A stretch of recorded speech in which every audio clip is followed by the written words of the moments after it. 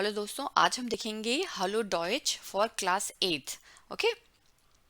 तो hello Deutsch जो class 8 के लिए है उसमें हमारे दो मॉड्यूल्स हैं, मॉड्यूल 5 और मॉड्यूल 6। ओके।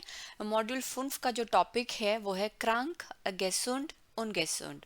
बेसिकली ये हेल्थ से रिलेटेड हमारा मॉड्यूल है, जिसके अंदर हम लोग 3 लेसन्स पढ़ेंगे। लेक्शन 1 है स्टेफान अवी गेट्स डियर, लेक्शन 2 है गेसुंड लेबन, और तीसरा लेसन है हमारा लेक्शन 3 वाज हस डू फ्यू दाइनर गेसुंड हाइट गेटान। ओके।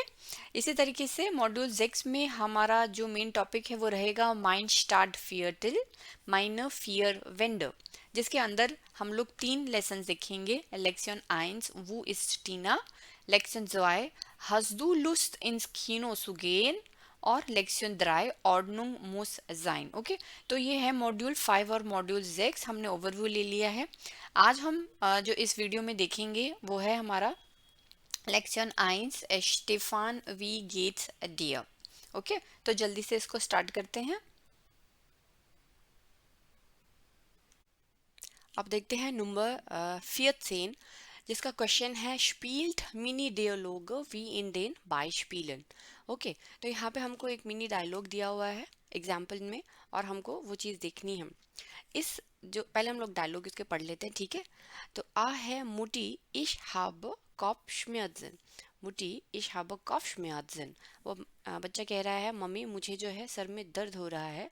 तो उनकी मम्मी कहती है निम डॉक Schmerz Tabletten, यानी कि निम, यानी कि जाके अपनी जो सर दर्द की दवाई है या जो पेन किलर्स हैं वो जाके ले लो, Schmerz Tabletten। ओके। यहाँ पे उन्होंने क्या यूज़ किया है, निम। ठीक। ओके। तो जो निम आया है ये जो हमारा वर्ब है वो है नेमन, राइट। नेमन। तो इस तरीके के जब हम लोग इंस्ट्रक्शंस देते हैं, निम डॉक्शमेस टेबलेट, अगर सर में दर्द हो रहा है तो जाके एक दवाई खा लो या पेन किलर खा लो। तो यहाँ पे ये जो हमने इस तरीके की फॉर्म यूज की है निम, ये जनरली कहलाती है इम्पेरेटिव। ओके। ये जो स्ट्रक्चर है ये कहलाता है इम्पेरेटिव। इम्पेरेटिव जो ग्रामर है उसमें हम लोग देखेंगे किस तरह से ऑर्डर्स दिए जाते हैं। इम्पेरेटिव का मतलब होता है टू गिव ऑर्डर्स या फिर टू गिव इंस्ट्रक्शंस। ठीक है। जैसे यहाँ पे उनकी मम्मी ने कहा कि अगर सर में दर्द हो रहा है तो जाके अपनी टैबलेट ले लो, राइट। नेमन, निम मतलब होता है ले लो। ओके। और इसके एग्जांपल अगर मैं आपको दूं, जैसे हम बोलते हैं खाओ। हम्म, अगर मैं आपको बोलूं हिंदी में, पहले हम समझते हैं कि खाओ, खाना खा लो, खाओ या खा लीजिए। ओके। और अगर मैं आपको बोल रही हूँ पानी पियो, पानी पियो या फिर पानी पी लीजिए। ठीक है। इन्हीं दो तरीके से ऐसे हम बोल सकते हैं दौड़ो या दौड़िए, भागो भागिए। हर तरीके की जो क्रियाएं हैं उनके लिए हम लोग इंस्ट्रक्शन यूज कर सकते हैं। और हिंदी में हम लोग पहले समझते हैं कि कैसे हम बोलते हैं खाओ या खा लीजिए। इसी तरीके से जर्मन्स भी ना इसको इनफॉर्मल और फॉर्मल तरीके से बोलते हैं। कैसे बोलते हैं हम एग्जाम्पल से सीखेंगे। ओके। तो यहाँ पर जो पहला एग्जाम्पल है आ, इसमें हमने सिर्फ जो है इनफॉर्मल तरीका यूज किया है निम। All right. दूसरे एग्जाम्पल में वो यूज करते हैं मुटी विया हाबन श्नुफन। विया यानी कि प्लूरल हो गया है, इश में एक आदमी था, विया में हो गए हैं दो या दो से ज्यादा लोग बोल रहे हैं। मुटी विया हाबन श्नुफन। ओके। यानी कि उसको श्नुफन है तो मुटी क्या बोलेंगी इंस्ट्रक्शन में, वो बोलेंगी नेम्ड, नेम्ड डॉग श्मेस टैबलेटन। तब हो जाएगा हमारा नेम्ड। ओके। क्योंकि ये हमारा प्लूरल है। All right.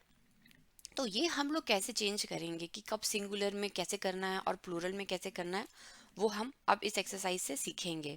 ओके। तो जब हम लोग इनफॉर्मल की बात करते हैं, नंबर आइंस इनफॉर्मल की बात करते हैं, तो ये जो हमारा फार्मूला है, ये जो हमारी ग्रामर है, वो हम दो तरीके से करते हैं। सबसे पहले हम पर्सनल प्रोनाउन डू यूज करेंगे, और प्लूरल में हम लोग ईयर यूज करेंगे। ये आपका सिंगुलर है,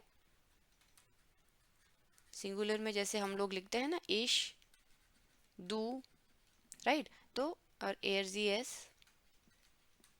तो हम लोग ये जो डू की जो फॉर्म है वो हम लोग इनफॉर्मल इम्पेरेटिव के लिए यूज करते हैं, ठीक है। तो पहली फॉर्म तो डू की ये वाली आ जाएगी सिंगुलर में, और जो हमारा प्लूरल होता है उसमें हम लोग वी आर यूज करते हैं, ईयर यूज करते हैं, और लास्ट में जी और फॉर्मल जी यूज करते हैं, राइट। तो यहाँ पे जो है हमारी ये ईयर आ जाएगी, हाँ, प्लूरल के लिए, प्लूरल, ऑलराइट। तो ये फॉर्म अब आपको पता चली है कि डू से उठेगी, और किसी भी वर्ब की, ऐसा नहीं कि एक, जैसे ट्रिंकन वर्ब में लूंगी तो ट्रिंकन के सिंगुलर में क्या होगी और ट्रिंकन के प्लूरल में क्या होगी, ओके। तो ट्रिंकन में इश ट्रिंक कैसे होता है, एक का मैं एग्जांपल दे देती हूँ। इश ट्रिंक, डू ट्रिंक्स्ट, ठीक है। तो हमको सिर्फ दो डू की फॉर्म चाहिए, डू ट्रिंक्स्ट, राइट। तो यहाँ पे देखिए मैंने ऑलरेडी यहाँ पे लिखा हुआ है डू ट्रिंक्स्ट, राइट। तो हमें सिर्फ डू की फॉर्म उठानी है किसी भी इम्पेरेटिव के स्ट्रक्चर के लिए। तो एग्जाम्पल में कैसे बोल रहा है, ट्रिंक नॉक आयनो कोका कोला, ट्रिंक नॉक आयनो कोका कोला, यानी कि एक और, नॉक मीन्स होता है एक और कोका कोला पी लो, ठीक है। अगर आप किसी के साथ है पार्टी में और आपको कोई पूछे, बोले ऐसे कि अरे यार एक और कोका कोला पी लो ना, क्या दिक्कत है, नहीं, तो ट्रिंक नॉक आइना कोका कोला, उसने आपको एक तरीके का इंस्ट्रक्शन या ऑर्डर दे दिया है, ओके, कि एक और कोका कोला पी लो ना, क्या जाता है, ठीक है। तो यहाँ पे जो ट्रिंक है, ट्रिंक हमारा ओरिजिनल वर्ब होता है ट्रिंकन, ओके। ऐसे ही अगर हिंदी में हम देखें तो ये होता है पीना, ओरिजिनल वर्ब मैं बता रही हूँ, है ना। इसका ये क्या होता है, खाना, मगर जब हम इसको ऑर्डर्स में कन्वर्ट कर देते तो हम बोलते हैं खाओ, पीना का बोलेंगे पियो।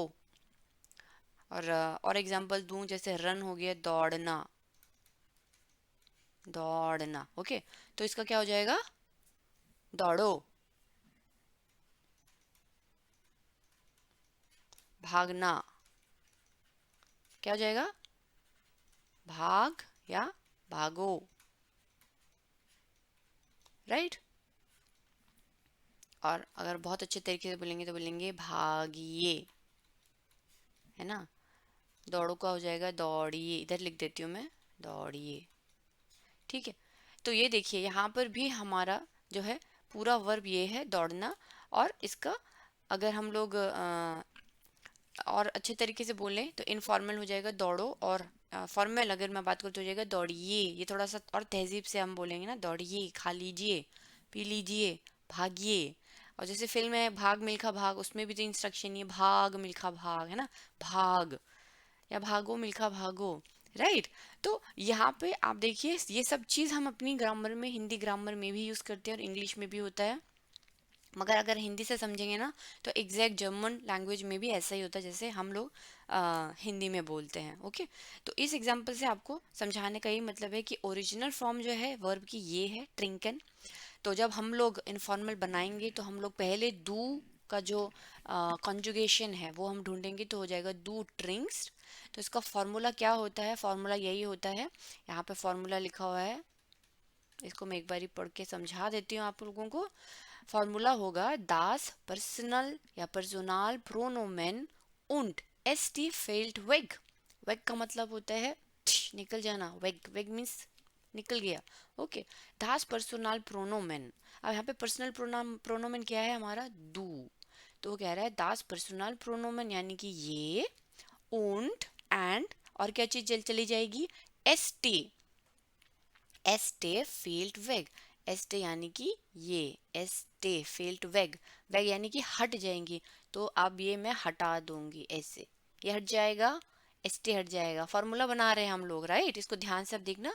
तो दो हट जाएगा और ट्रिंक की जो कंजुगेशन है एस टी, जो हम एक्स्ट्रा लगाते थे कंजुगेशन के टाइम में, वो हट जाएगा, क्या रह जाएगा, सिर्फ ट्रिंक।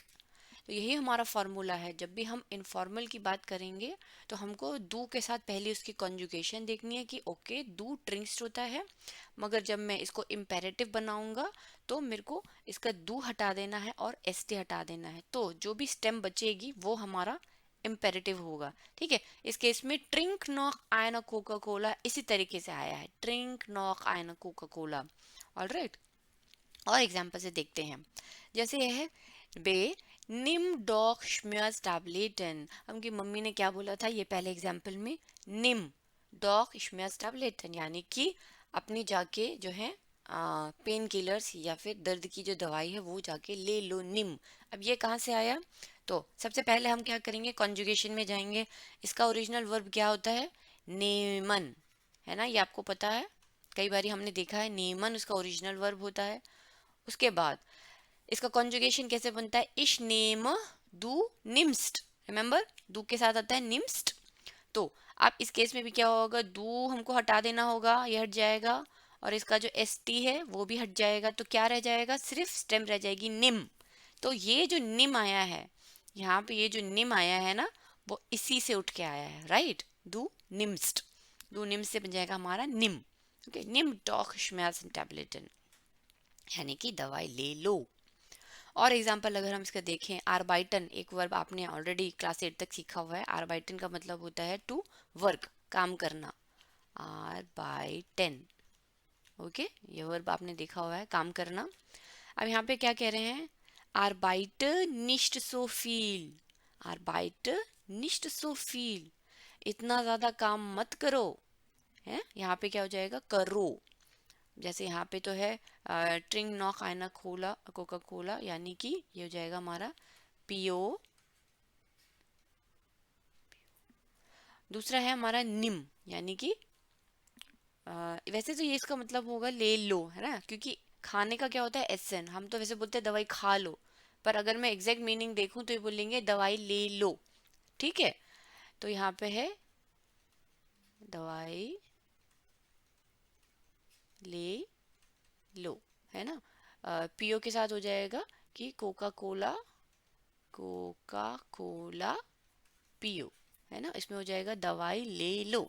और तीसरी जो सी है हमारा उसमें है आर्बाइटर निश सो फील। अब इसमें भी पहले फॉर्मूला जनरेट कर लेते हैं। फॉर्मूला हमारा है दू हट जाएगा और एस टी हट जाएगा, राइट, ये दोनों हट जाएंगे, तो क्या रह जाएगा, आर्बाइट, आर्बाइट, सिर्फ इतनी स्टेम हमारी बच जाएगी, और यही हमारा जो इम्पेरेटिव हो जाएगा, आर्बाइट निश सो फील, इतना काम मत करो, है ना। तो ऐसा हो जाएगा ना, काम मत करो, है ना। आर्बाइटन मतलब होता है काम करना। हम हमेशा सिर्फ ऐसे नहीं बोल सकते काम, काम किया उसके साथ एक हमको क्रिया लगानी पड़ेगी करने की, कि काम करना। और ये चीज़ें जो है जर्मन में भी मौजूद है, मगर ये आपको हायर लेवल में बताया जाएगा। कभी भी हम लोग एक चीज़ नहीं बोल सकते कि, है ना, काम को बोलेंगे काम करना, दवाई लेना या दवाई खाना, तो ये साथ में ही जब तक वर्ड नहीं आएंगे मतलब समझ में नहीं आता है, राइट। ये था एक छोटा सा फॉर्मूला, बहुत सरल है, बहुत ही आसान इसकी ग्रामर है। आपको सिर्फ इसमें ये फॉर्मूला याद करना है कि आपको पर्सनल प्रोनाउन और उसका एस टी जो है कॉन्जुगेटेड वर्ब फॉर्म में वो हटा देना है। ओके, और जब हम लोग सिंगुलर की बात करते हैं तो ये आता है सेकेंड पर्सन सिंगुलर ना, ये हमारा सेकेंड पर्सन होता है, इसको हम कहते हैं सेकेंड पर्सन सिंगुलर। इसी तरीके से जब प्लूरल की बात करते हैं तो वो हमारा आ जाता है सेकेंड पर्सन प्लूरल, यानी कि ईयर। दूसरा हम बनाते हैं ईयर से, तो ईयर का हम फॉर्म कैसे बनाते हैं वो देख लेते हैं। यहाँ पे उन्होंने कहा है मोटी विया हाबन श्नुफन, ये जो क्वेश्चन, ये जो सेकंड पार्ट था इसमें उन्होंने कहा मोटी विया हाबन श्नुफन, हमको श्नुफन है, तो उन्होंने क्या कहा, नेम्ड इंगवर्टे मिट होनिश। तो फिर क्या करो, जाके चाय ले लो या अदरक की चाय ले लो हनी के साथ, नेम्ड इंगवर्टे मिट होनिश। यहाँ नेम्ड क्यों हो गया, डोंट गेट कंफ्यूज, नेम्ड इसलिए हो गया क्योंकि यहाँ पे क्वेश्चन में वी है उसने बोला था, यानी कि प्लूरल है। यहाँ पे इश बोला था, इश यानी कि सिंगुलर है, सिंगुलर के लिए आपको इसमें जाना है ए में, और प्लूरल के लिए आपको इसमें जाना है, वो ऑलरेडी मैंने लिख दिया है, राइट, सिंगुलर एंड प्लूरल, ये आप चीज़ ज़रूर देखना है ना, कि डब्बे में कौन सा जाना है, सिंगुलर के जाना है कि प्लूरल के जाना है। जब आपको पता चल गया क्वेश्चन में है मुटी विया हाबन, तो हमको फिर इसका अब नेम्ड बनाना पड़ेगा। क्यों? क्योंकि एयर के साथ क्या लगता है, विया नेमन। अगर इसकी कॉन्जुगेशन में बताऊं तो होती है, सेकेंड, हाँ, वियर कैसे बनती है, विया नेमन। ईयर के साथ क्या बनती है, ईयर नेम्ड, और जी नेमन, राइट, ऐसे ही बनती है। तो हमको क्या पार्ट उठाना है, हमको ईयर का पार्ट उठाना है, तो हम ईयर का पार्ट उठाएंगे, ईयर नेम्ड। और वही एग्जैक्टली मैंने भी यहाँ पे लिखा है, ईयर नेम्ड। और इसका फॉर्मूला क्या है, इसका फॉर्मूला है दास पर्सनल प्रोनोमेन फेल टू वेक। इसमें सिर्फ पर्सनल प्रोनोमेन उड़ जाता है, ठीक है, इसका कोई आगे का हिस्सा ये नहीं उड़ेगा, इसका पर्सनल प्रोनोमेन हट जाता है। तो हम लोग यहाँ पे से ईयर उड़ा देंगे, तो ईयर उड़ जाएगा तो क्या रह जाएगा, नेम, है ना। इसका मतलब भी क्या है, लो ही है, मगर हमको पता है कि हम प्लूरल के सेंस में बोल रहे हैं ना, कि ले लो, आप लोग जो है इंगवर्ड टी के साथ हनी ले लो, ठीक है, मतलब वही है, बट इसमें ये सिर्फ प्लूरल के लिए हम लोग यूज करेंगे, ठीक है। इतना हमको डिफरेंस रखना पड़ेगा जर्मन ग्रामर के लिए, कि हम लोग सिंगुलर हैं, सिंगुलर के लिए बोल रहे हैं, कि या फिर हम प्लूरल के लिए बोल रहे हैं। बट जो इसका कॉन्सेप्ट है मिलता जुलता है, हिंदी में भी हम बिल्कुल ऐसे यूज करते हैं। तो ये तो बात होगी इनफॉर्मल, जब हम लोग इनफॉर्मल तरीके से बोलते हैं। और हमेशा हम जर्मन में दो तरीके पढ़ते हैं, इनफॉर्मल और फॉर्मल तरीके से। और ये आपकी बुक की ग्रामर जो है यहाँ पे, इस इधर पे भी आप देख सकते हैं, इम्पेरेटिव समझाया हुआ है, इसमें भी इसने दू हटा दिया है, ये देखिए दू क्रॉस्ड है, और साथ में एस टी क्रॉस है, राइट। तो इससे क्या बन जाएगा हमारा, सिर्फ निम रह जाएगा। और एग्जाम्पल में उसने लिखा है ट्रिंक, ऐसे आप कई सारे एग्जाम्पल ले सकते हैं, राइट। तो यहाँ पे उसने निम और ट्रिंकल लिया है।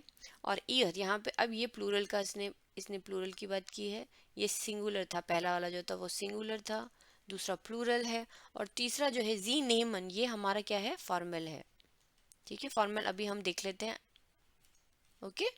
तो ये आपकी, ये देखिए नेम्ड, ऐसे ट्रिंकन का क्या आ जाएगा, ट्रिंक्ड। अगर ट्रिंकन की बात करूं तो कैसा आ जाएगा, ट्रिंक्ड, क्योंकि कैसा होता है, ईयर ट्रिंक्ड, ठीक है।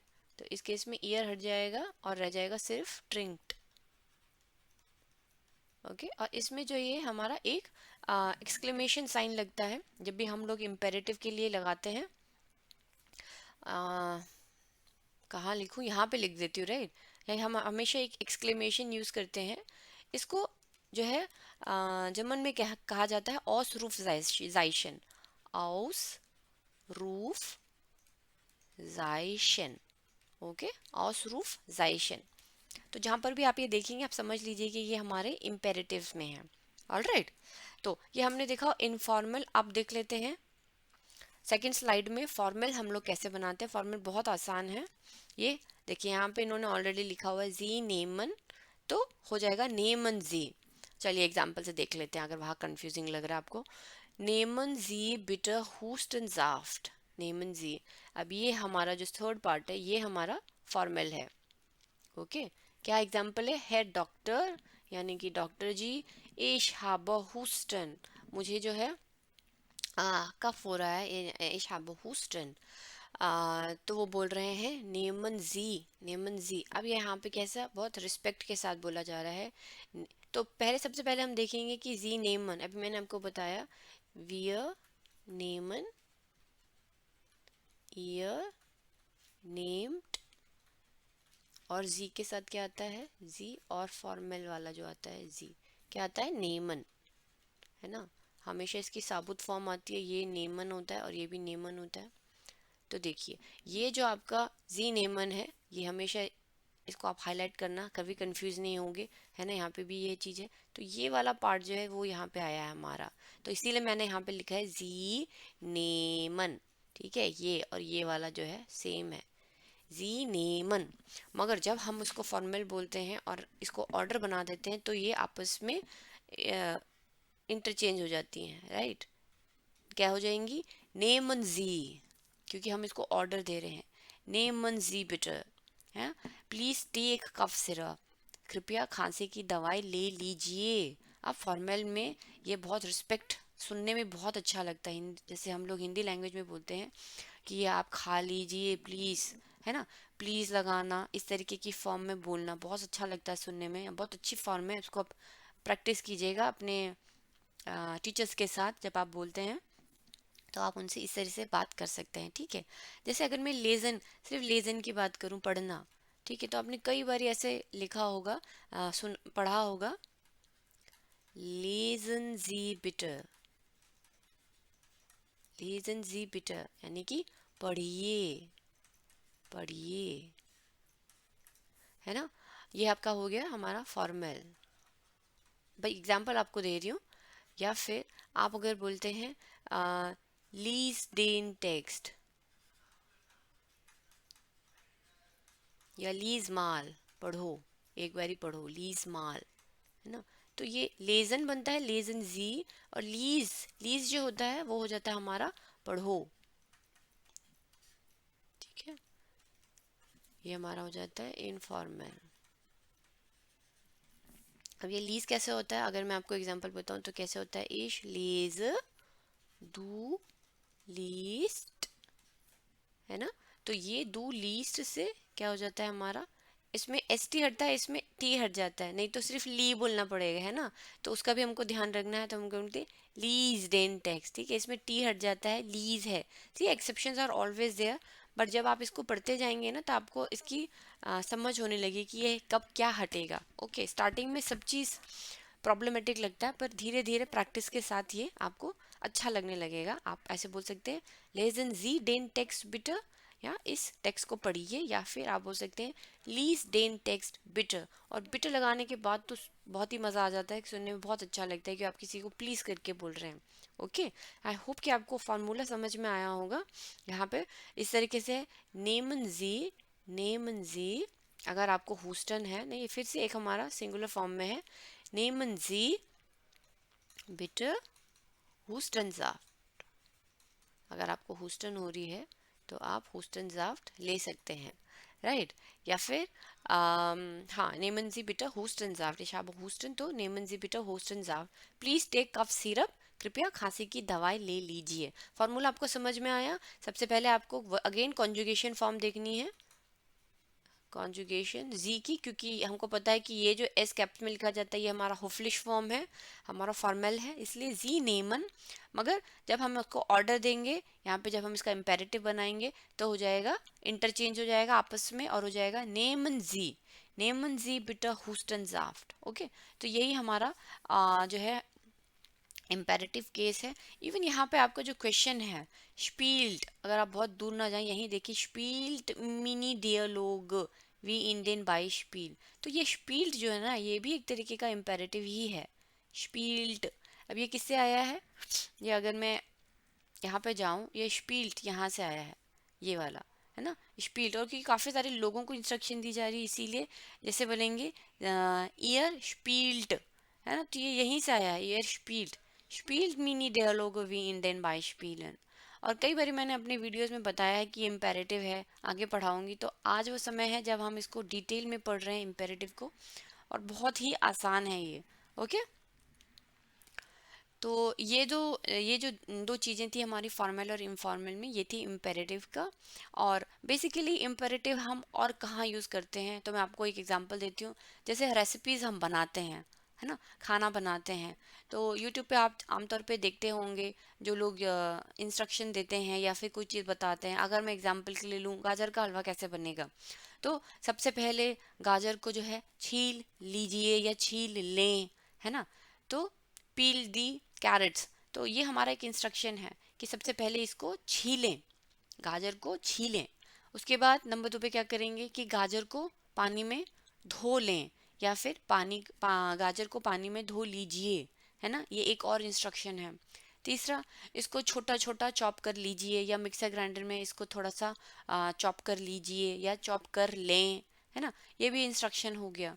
उसके बाद उसको कढ़ाई में घी डालें, अगेन हो जाएगा घी डालें या घी डालिए, है ना। फिर गाजर, जो कसा हुआ गाजर है उसको कढ़ाई में आप छोंक दें या इसको छोंकिए या डालें या डालिए, है ना। फिर उसको चला लीजिए, उसमें चीनी डालिए, है ना, उसमें फिर मावा या दूध डालिए। तो ये जितने भी आप देखिए रेसिपीज में स्पेशली आपको ये इम्पेरेटिव केस बहुत ही ज़्यादा मिलेगा। हर चीज़ में आप इंस्ट्रक्शन दे रहे हैं। तो आप देखते हैं नंबर 15, जिसमें आपको सेंटेंसेस बनाने हैं बाउ जेट्स। बाउ बाउ का मतलब होता है 52 वर्ब। अगेन ये इम्पेरेटिव ही है, आपको इंस्ट्रक्शन दी है बाउ जेट्स, यानी कि सेंटेंसेस बनाएं। और बाउ जो है ये वर्ब है हमारा 52। Yes, 52 to make sentences, make sentences, okay, या सेंटेंस स्ट्रक्चर, सेंटेंसेस बनाइए, राइट। ओके, तो इसमें हम लोग जो आज नया वर्ड देखेंगे वो है देजहाल्ब। ओके, तो ये हमारा इस जो हमारी एक्सरसाइज है उसका हीरो है देजहाल्ब। देजहाल्ब का मतलब होता है दैट्स वाई, देयरफॉर इंग्लिश में, और हिंदी में हम कहते हैं इसलिए, राइट। जब भी हम कोई क्वेश्चन बनाते हैं किस लिए, तो उसका जवाब हमेशा हम दिया जाता है इसलिए। ओके, तो आज हम ये वर्ड देखेंगे। तो ये वर्ड एक्चुअली में क्या है, ये क्या, ये नाउन है, एडजेक्टिव है, एडवर्ब है, ये क्या है। तो देजहाल मैं आपको बताती हूँ कि ये देजहाल हमारा है कंजंक्शन। कंजंक्शन देजहाल, ये यहाँ पे मैं इसको लिख देती हूँ, कंजंक्शन है ये एक। कंजंक्शन इंग्लिश में क्या कहते हैं, कंजंक्शन होते हैं ऐसे शब्द, ऐसे वर्ड्स जो दो सेंटेंसेस को ज्वाइन करते हैं। ओके, बेसिकली जॉइनर्स होते हैं, दो सेंटेंसेस को मिला के एक सेंटेंस बना देते हैं। ओके, तो यहाँ पे हमारा डिजॉल्व हमको देखना है। तो हम लोगों को ऑलरेडी यहाँ पे डाटिव एक्सप्लेन किया हुआ है ऑलरेडी। जैसे कि अगर मैं एग्जांपल लूँ, फर्स्ट एग्जांपल लिया हुआ है दे मान टूट, हमेशा एग्जांपल से समझना आसान रहता है। दे मान टूट देयर कॉफ वे। ओके, दे मान टूट देयर कॉफ वे यानी उस आदमी का सर दर्द हो रहा है, राइट। इतना तो हमको पता ही है यहाँ तक। तो यहाँ पे देखिए ये उन्होंने बहुत सारे कॉम्बिनेशन दिए हैं, आप इसमें से कुछ भी पिकअप कर सकते हैं। पहला एग्जाम्पल जो मैंने पिकअप किया वो ये मैंने लिया है दे मान टूट, यहाँ से, ठीक है, टूट देयर कॉप वे, ये। ओके, दे मान टूट देयर कॉप वे, क्योंकि दे मान जो है सिंगुलर है इसलिए यहाँ पे टूट आएगा। दे मान टूट देयर कॉप वे। और हमारा नंबर 2 पे जो है हमारा ऑलरेडी वर्ब है, ओके, V2। दे मान टू डे कॉफ, उस आदमी का सर दर्द हो रहा है। तो हम फिर देसाब जब भी यूज करते हैं तो हम उससे पहले वाले सेंटेंस को कॉमा लगाते हैं ताकि हम पता चले यहाँ से अब हम लोग ज्वाइन करेंगे। उस आदमी का सर दर्द कर रहा है इसलिए देसाल निम्ट एयर schmerztabletten। निम्ट एयर यानी कि ये आदमी, डेयर मान क्या है, मास्कुलिन है। मास्कुलिन में हम हमेशा मास्कुलिन के लिए क्या यूज करते हैं, एयर। ओके, सॉरी, तो यहाँ पे हम लोग निम्ट एयर यूज करेंगे क्योंकि ये हमारा किस किस को हो रहा है डिनोट, ये हो रहा है डेयर मान को, इसीलिए हम लोगों ने यहाँ पे एयर यूज किया है। ओके, और एयर के साथ क्या बनता है, इश नीम दू निम्स्ट एयर जी एस निम्ट, एयर के साथ हमेशा निम्ट आता है इसीलिए यहाँ पे आया है निम्ट एयर। मगर जब भी आप देजहाल यूज करेंगे ना, तो जो हमारा कंजुगेशन होता है एयर निम्ट, वो अब क्योंकि हमको जो वर्ब है वो सेकंड नंबर पे रखना है हमेशा, ये फार्मूला है जर्मन ग्रामर में कि V2 पोजीशन वर्ब कभी भी चेंज नहीं करता, इसलिए अब क्या हो जाएगा निम्ट एयर, ये नंबर 2 पे ही रहेगा। ओके, यहाँ पर भी हमारा क्योंकि ये दो सेंटेंसेस जुड़ गए इसीलिए देजहाल लगने के बाद इमीडिएट ये देजहाल अब नंबर 1 पे हो जाएगा ना पोजीशन, इसीलिए अब निम्ट जो है इंटरचेंज हो जाएगा और निम्ट एयर आएगा, एयर निम्ट नहीं आएगा। ये आपको बहुत ध्यान देना है इसमें जब भी आप देजहाल यूज करेंगे। ओके, देजहाल निम्ट एयर schmerztabletten। अब पहले हमने सेंटेंस में रीजन दिया कि उस आदमी का सर दर्द कर रहा है इसलिए उस आदमी ने या उसने एयर निम्ट schmerztabletten। तो देजहाल का फॉर्मूला कैसे बनेगा, जब भी हम लोग देजहाल यूज करेंगे तो सबसे पहले यानी कि यहाँ तक हम लोग उसका रीजन देंगे कि उसको दिक्कत क्या है और वो किस लिए ये चीज कर रहा है। तो हमने रीजन दिया क्योंकि उसका सर दर्द कर रहा है इसलिए फिर आ जाएगा हमारा यहाँ पे देजहाल। ओके, ये जो है हमारी कंजंक्शन है, फिर हमारी कंजंक्शन आ जाएगी। उसके बाद हमारा यहाँ पे कंजुगेशन का आ जाएगा V2 यानी कि वर्ब, और यहाँ पे हमारा ये क्या है, ये है हमारा सब्जेक्ट। और लास्ट में आ जाएगा ऑब्जेक्ट। ओके, तो इस तरीके से हम देख सकते हैं कि रीजन, इसका फॉर्मूला बन जाएगा, रीजन आएगा सबसे पहले, उसके बाद आएगा कंजंक्शन, फिर आ जाएगा हमारा वर्ब, सब्जेक्ट और ऑब्जेक्ट। ओके, तो जब भी अब हम लोग देजाल्ब का स्ट्रक्चर बनाएंगे तो हमको ये याद रखना पड़ेगा, रीजन देना पड़ेगा, उसके बाद देजाल्ब लगाएंगे, फिर हमारा आएगा verb plus subject plus object. Okay, हमने हमेशा वाला स्ट्रक्चर देखा है, S plus V plus O, subject plus verb plus object. Okay, तो इसमें इस केस में आपको ये याद रखना है कि वर्ब की पोजीशन कभी चेंज नहीं होगी, क्या होगी यहाँ पे, निम्ड एयर हो जाएगी, इंटरचेंज हो जाएगी देजाल्ब लगाने के बाद। ओके, तो जैसे हम लोग क्वेश्चन में हिंदी में हम लोग पूछते हैं कि किस लिए आपने ये किया, किस लिए आपने ये क्वेश्चन किया, तो आप बोलते हैं मैंने ये किया इसलिए किया, है ना, कि क्यों किया, किस लिए किया, ये हो जाएगा क्यों या किस लिए। ओके, तो हम जवाब हमेशा देते हैं इसलिए, तो हम हमेशा सबसे पहले एक रीजन पूछते हैं कि भाई क्यों क्यों खाई तुमने दवाई, तो मैंने दवाई खाई क्योंकि मेरे जो है दर्द हो रहा था, राइट। तो यहाँ पे इसका अगर देजाल्ब है इसी तरीके से क्यों तो हमने पढ़ा हुआ है वारुम, और इसका क्वेश्चन बन जाता है वेजहाल्ब, ओके। तो वारुम या वेजहाल्ब, हमारा वे फ्राग आ जाएंगे, वारुम ये तुमने क्यों किया, वारुम या वेजहाल्ब, इसका मतलब भी होता है क्यों या किस लिए, ठीक है, कैसे भी आप बोल सकते हैं। और उसका आंसर जब हम देते हैं तो बोलते हैं देजाल्ब, कि मैंने किया इसलिए किया, देजाल्ब। ओके, दूसरा एग्जाम्पल देखते हैं। दूसरा एग्जाम्पल मैंने उठाया है डी फ्राउ से, ये वाला सेकंड है डी फ्राउ, और सेम हमने इसको फिर टून के साथ ही यूज किया है,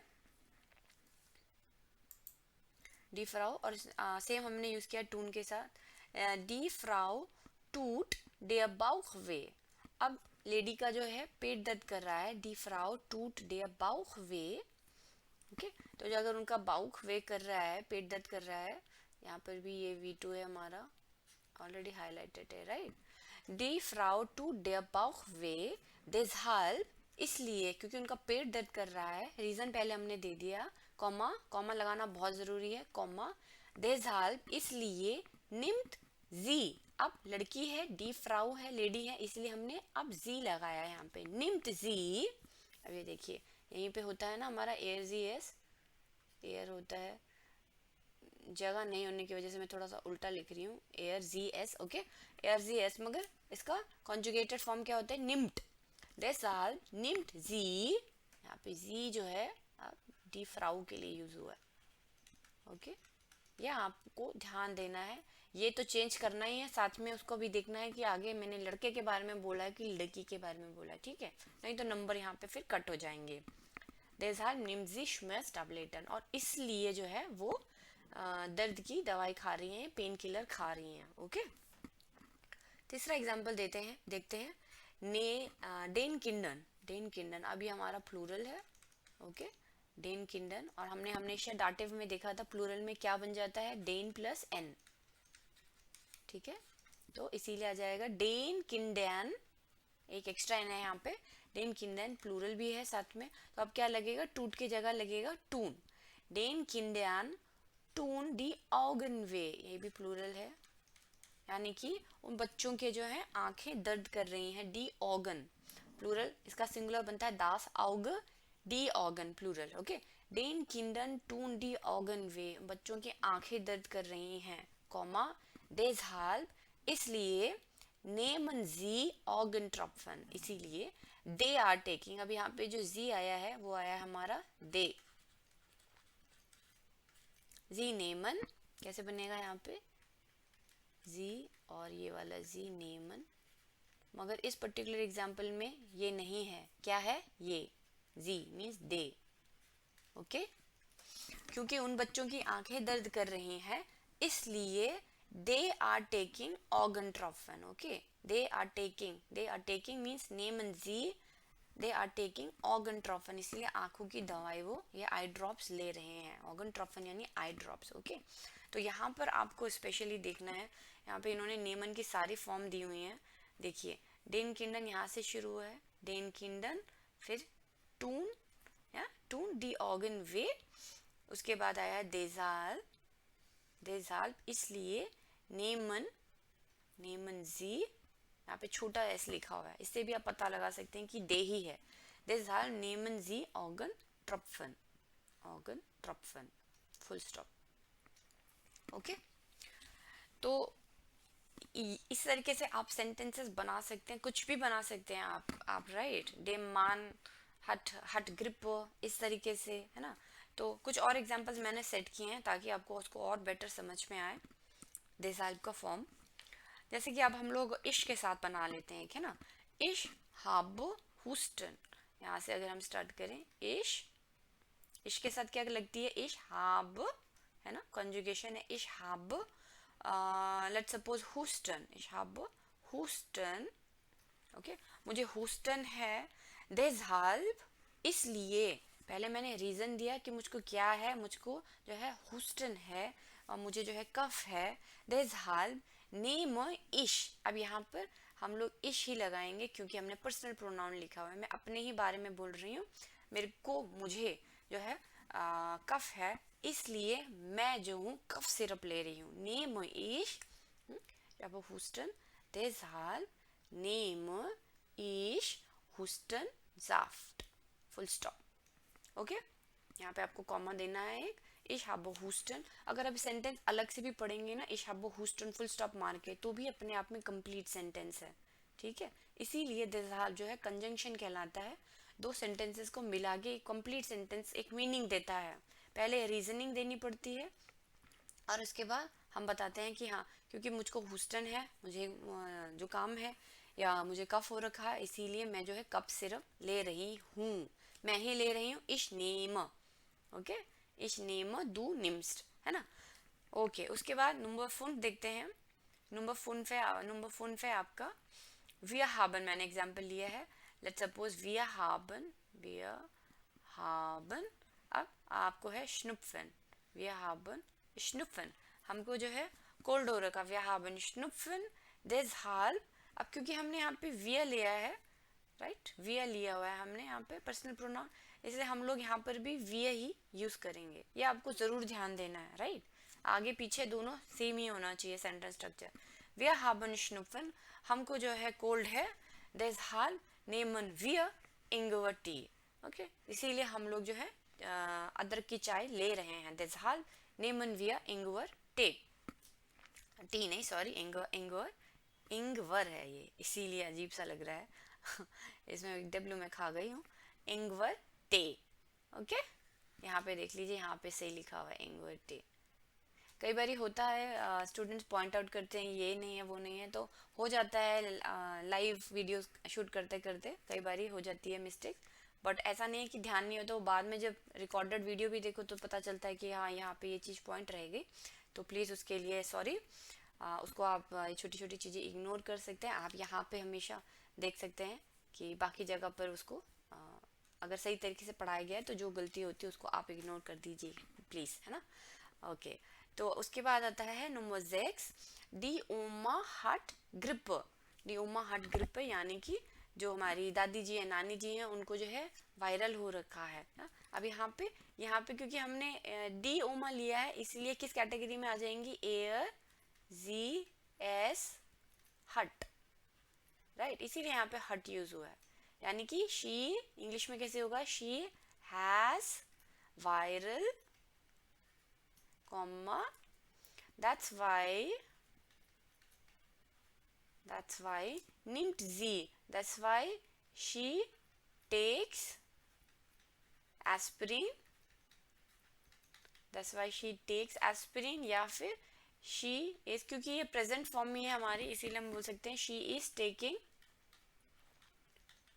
aspirin medicine, राइट। तो ये इंग्लिश में इसका सेंटेंस हो जाएगा, डी ओमा हट ग्रिप, ओमा को जो है वायरल है, देज़हाल्ब इसीलिए वो जो है एस्पिरिन ले रही हैं, कंज्यूम कर रही हैं। निम्ट जी, ओके, क्योंकि अगेन डी ओमा जो है वो हमारी फीमेल है, वाइबलिश है, लेडी है, लड़की है, कैसे भी आप बोल सकते हैं, है ना। तो इसीलिए वो जो है निम्ट जी एस्पिरिन, ओके, जी यानी कि शी,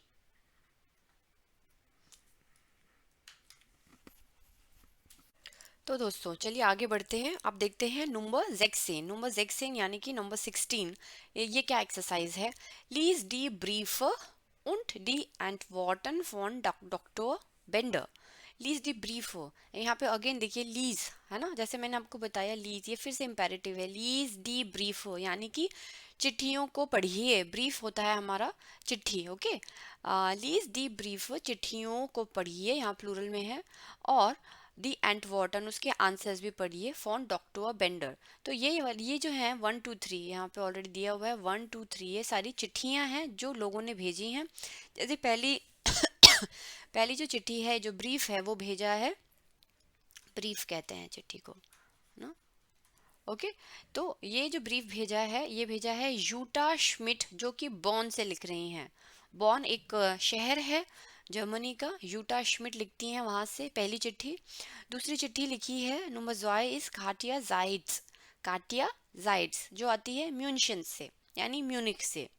और तीसरी चिट्ठी भेजी है कार्ल मायर माइंस से, ये लिख रहे हैं कार्ल मायर, ठीक है। तो ये 3 ब्रीफ्स हैं, इसीलिए उन्होंने लिखा है डी ब्रीफ, डी ब्रीफ यानी कि लेटर्स, ठीक है। तो ये लेटर्स जो हैं स्क्रीन पे हम लोगों के लिए दिए गए हैं। और उसके बाद एंटवर्टन, डी एंटवर्टन फॉन डॉक्टर बेंडर, ये जो है हमारे एंटवर्ट हैं आ बे से। ये एंटवर्ट जो है डॉक्टर, ये जो डॉक्टर बेंडर बेंडर हैं उन्होंने लिखे हैं एंटवर्ट, आंसर्स लिखे हुए हैं, ठीक है। Doctor vendor, okay. 3 चिट्ठियां हैं, 3 आंसर्स हैं। अब हमको ये देखना है कि किसकी चिट्ठी जो है किसकी चिट्ठी के लिए उन्होंने क्या जवाब दिए, ओके। तो kind of match the followings है कि 1 के साथ क्या जाएगा, 2 के साथ क्या जाएगा और 3 के साथ क्या जाएगा। अब इस तरीके की एक्सरसाइज आपको हेल्प कब करेगी? आपको हेल्प करेगी ये लेसन के समय में, जब आपके एग्जाम में इस तरीके के छोटे ब्रीफ्स आएंगे और आपको उनके जो जवाब दिए जाएंगे उसको आपको देखना पड़ेगा कि किसने किस ब्रीफ का क्या जवाब दिया, ठीक है।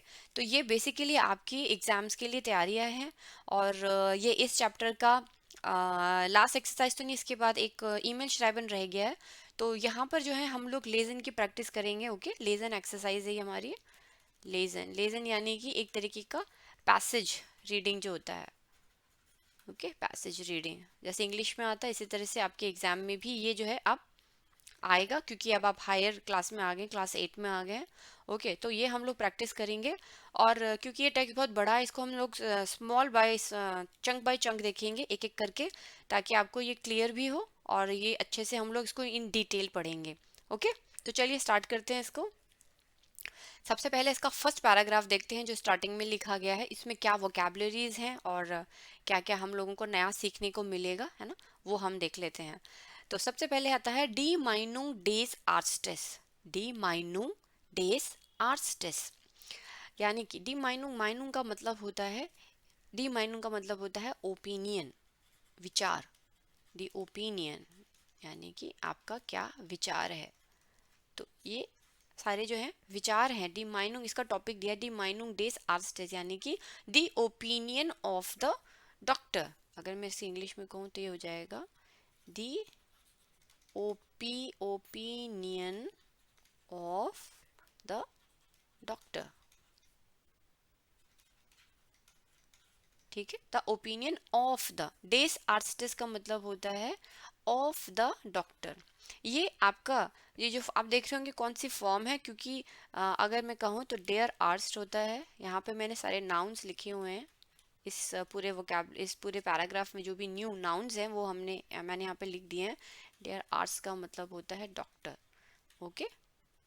डी माइनुंग ऑलरेडी दिया हुआ है, ये सारे नाउन्स हैं, NOUN नाउन्स, या फिर आप इसको नोमन भी कह सकते हैं जर्मन में, ठीक है। ये ओ है और ये यू है, राइट, नाउन्स या नोमन।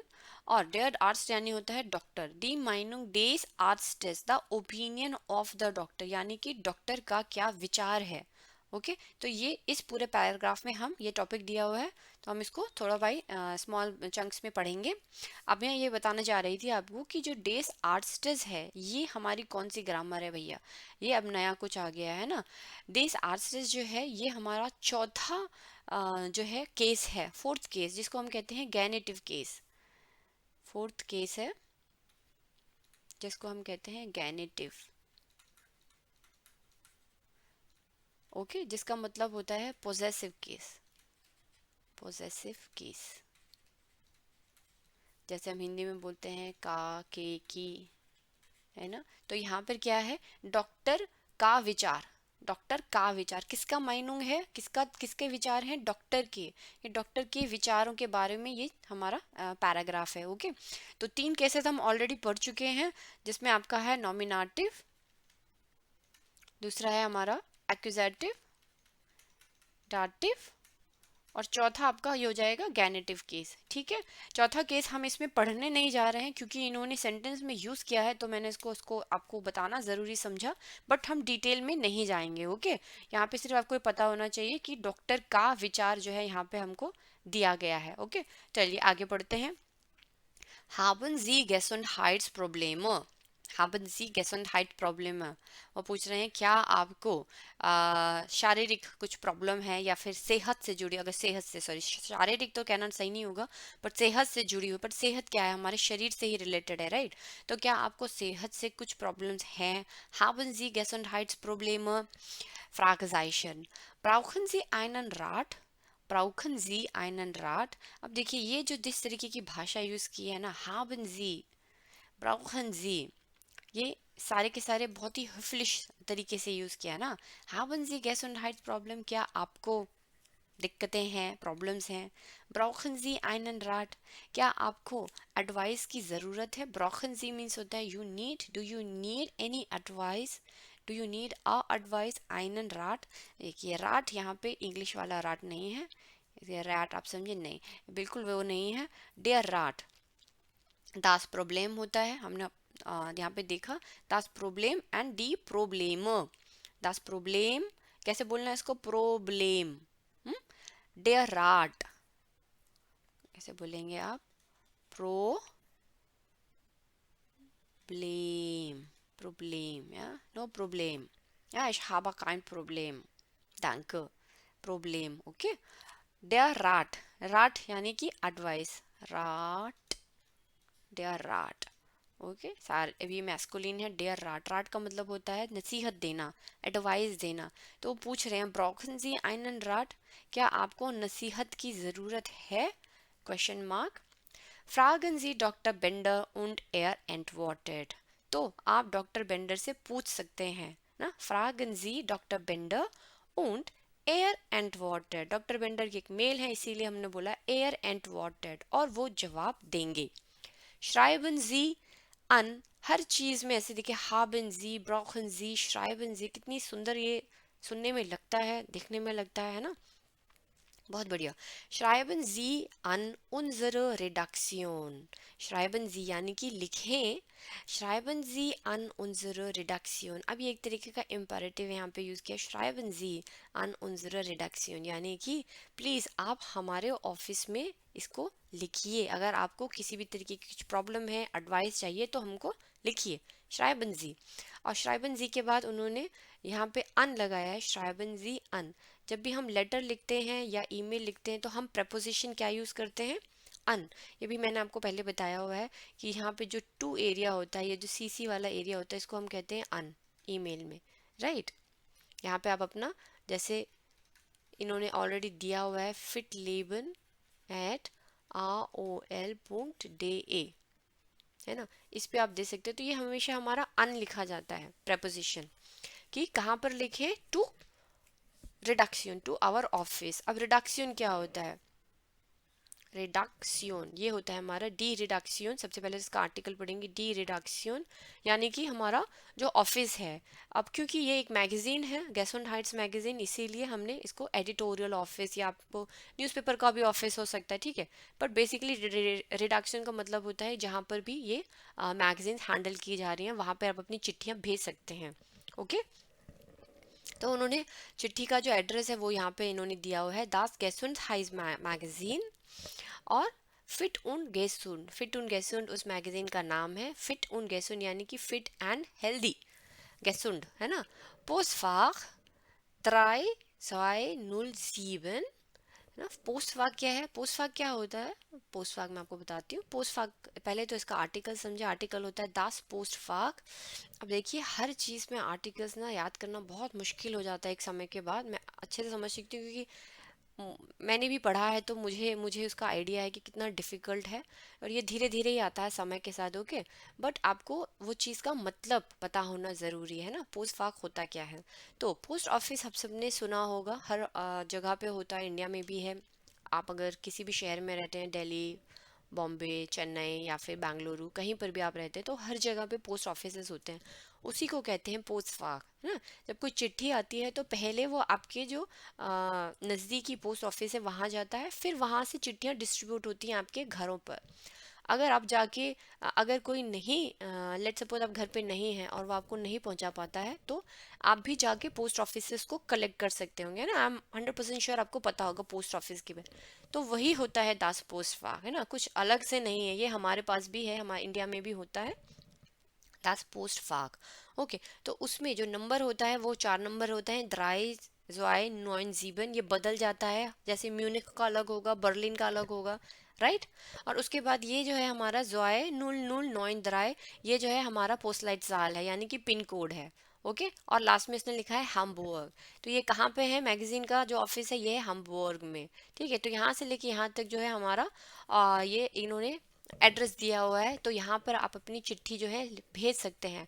श्राइबन जी अन उनजर रेडाक्सियोन, ये ऑफिस एड्रेस है, यहाँ पे आप भेज सकते हैं अपनी लेटर्स को, ब्रीफ को। या फिर वो बोलता है ओडा, या फिर इसके जगह आप क्या कर सकते हैं, या ऑप्शन दे रहा है आपको शिकन जी। अगेन उन्होंने फिर इम्पेरेटिव यूज किया है, शिकन जी, यानी कि या तो आप हमको भेज दीजिए। शिकन मतलब होता है जब हम ईमेल भेजते हैं ना, तो हमेशा लिखते हैं ईमेल शिकन। ये भी मैंने आपको पहले बताया हुआ है, फिर रिवीजन कर लेते हैं। ईमेल शिकन, ठीक है, टू सेंड ईमेल्स। रिवीजन हो जाएगा, बहुत अच्छी बात है, to send emails, okay. मैंने तब आपको बोला था कि एस हटा देंगे तो एकदम चिकन जैसा लगता है ना, CHICKN, चिकन। बट शाह लगाने से, ये एस से हाथ जब भी आता है ना तो ये आवाज बन जाती है शाह, शीकन, ओके। शिकन जी उन्स मीन्स हमें, हमें भेजिए क्या, आईने ईमेल, क्या भेजिए, एक ईमेल भेजिए, है ना। और ईमेल का एड्रेस उन्होंने दिया हुआ है। तो या तो आप हमको ब्रीफ भेज सकते हैं या फिर आप हमको ईमेल शिक कर सकते हैं ना, ईमेल शिकन, ओके। दोनों ऑप्शन आपको दिए हैं। टॉपिक क्या रहेगा, डी माइनुंग डेज आर्ट्स टेस्ट, टॉपिक हमारा यही है। तो बेसिकली हमने ये पूरा जो चैप्टर है वो है ही गैसोंडाइट के ऊपर, कि हमने बीमारियां या फिर कैसे हमें अच्छा जीवन जीना चाहिए, उसी के बारे में हम लोगों ने पूरा चैप्टर पढ़ा है, ओके। तो ये था हमारा टॉपिक इस स्टार्टिंग, जिसमें हमने समझा कि क्या क्या चीज़ें हैं। आपने कई सारे इसमें वोकेबलरी उठाई हैं। डेयर आर्स्ट, डी माइनुंग, das Problem, der Rat, die Redaktion, das Postfach, okay. अब पढ़ते हैं कंटेंट। कंटेंट क्या लिखा गया है, ओके। तो यहाँ पे इन्होंने 3 हमें ब्रीफ जो है दी हुई हैं। ब्रीफ यानी कि अगेन मैं बोल रही हूँ चिट्ठी, ओके। ब्रीफ हमको दिया हुआ है। तो सबसे पहला जो है चिट्ठी हम लोग पढ़ते हैं, ज़िया गियर्टर डॉक्टर बेंडर। ये देखिए यहाँ से मैं पढ़ना स्टार्ट कर रही हूँ, ज़िया गियर्टर डॉक्टर बेंडर। यहाँ पे गियर्टर हमने यूज़ किया है क्योंकि डेयर डॉक्टर है ना। जैसे हम लीबियर करते थे, यहाँ पे भी आप देख सकते हैं लीबियर। जब भी हम लोग मेल को, किसी मेल को एड्रेस करते तो हम लोग लगते गियर्टर। लड़की होती तो हम बोलते गियर्टर, ई लगाते लास्ट में, है ना। तो यहाँ पे है जिया गियर्टर डॉक्टर बेंडर। जर्मन हमेशा, जैसे मैंने बोला है, रिदमेटिक लैंग्वेज है। आपको जेंडर को भी आगे से ही पूरा बताना पड़ रहा है कि ये लड़का है, जिया गियर्टर डॉक्टर बेंडर, है ना। बहुत रिदम में चलती है ये language, okay. Mein Sohn hat seit einiger Zeit regelmäßig Bauchschmerzen. Full stop. Punkt. यहाँ पे ये यूटा श्मिड ने लिखा है। यूटा श्मिड जो है लेडी हैं। सबसे पहले तो ये भी पहचानना ज़रूरी है कि ये लेडी हैं कि क्या है। तो क्योंकि उन्होंने लिखा मेरा बेटा, माइन जॉन, हट जाइट आइनिगर जाइट, कुछ समय से। आइनिगर मतलब होता है कुछ, और जाइट मतलब होता है समय, डी जाइट, डी जाइट, यानी कि टाइम।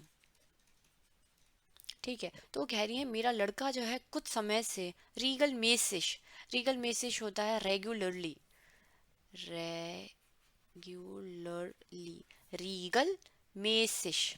ओके, यहाँ पे इसको मैं लिख देती हूँ, रीगल मेसिश, रेगुलरली, रेगुलर रेगुलर, हाँ ली, ठीक है ना, हाँ रेगुलरली। तो कह रही है कि मेरे बेटे को कुछ समय से जाइट आइनिगर जाइट, जाइट हम कब यूज़ करते हैं, जब हम कुछ समय बताते हैं कि जैसे एक महीने से, 1 मंथ से, है ना, या फिर एक वीक से, हम एक पॉइंट ऑफ टाइम बताते हैं जाइट, एक एक दिन से।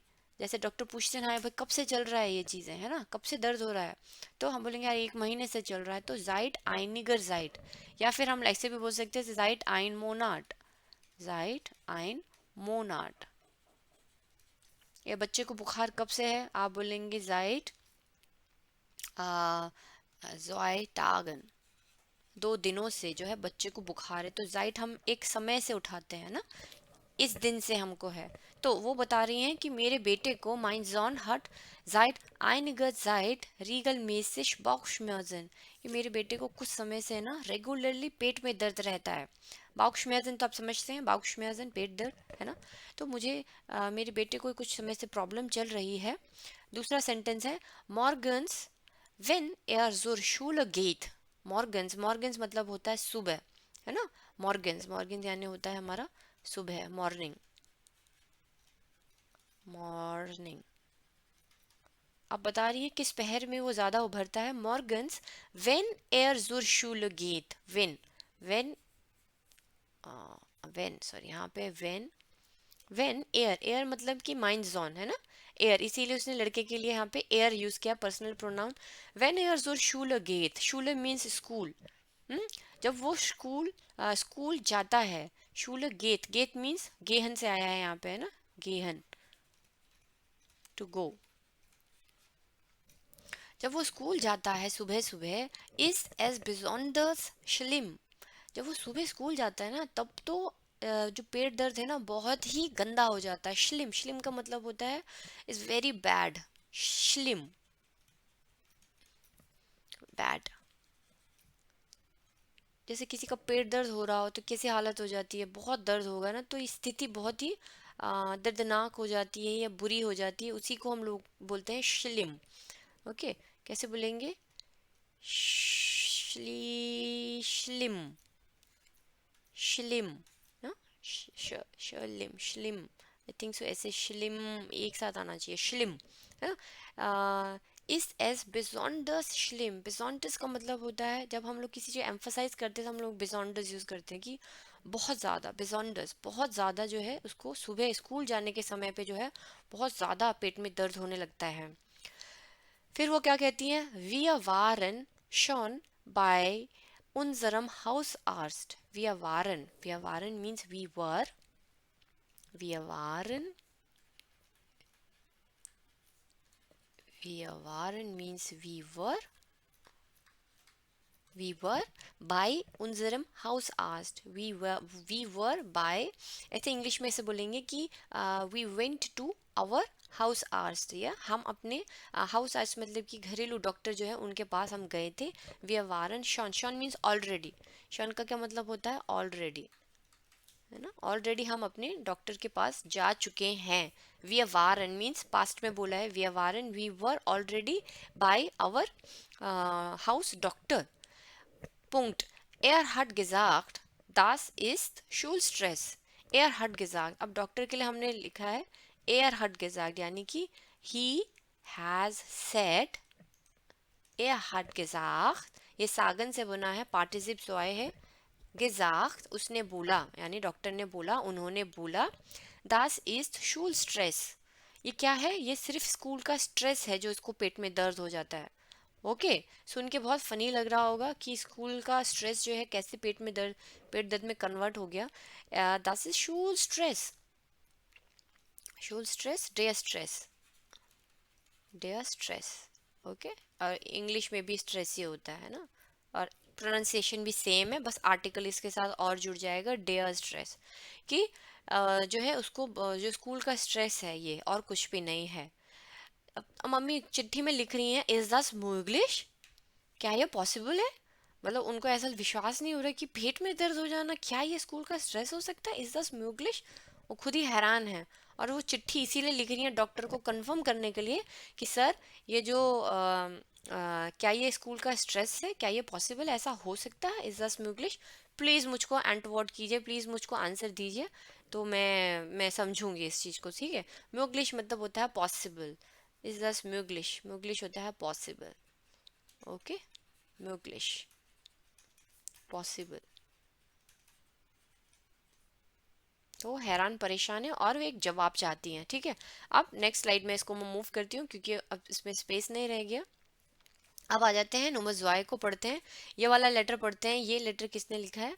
तो ये लेटर लिखा है काटिया जाइट्स ने म्यूनिक से। ओके, काटिया जाइट्स से। ये अगेन लग रही हैं गर्ल ही हैं, गर्ल है या फिर जो है वाइबलिश है, फेमिनिन है, वाइबलिश, फेमिनिन,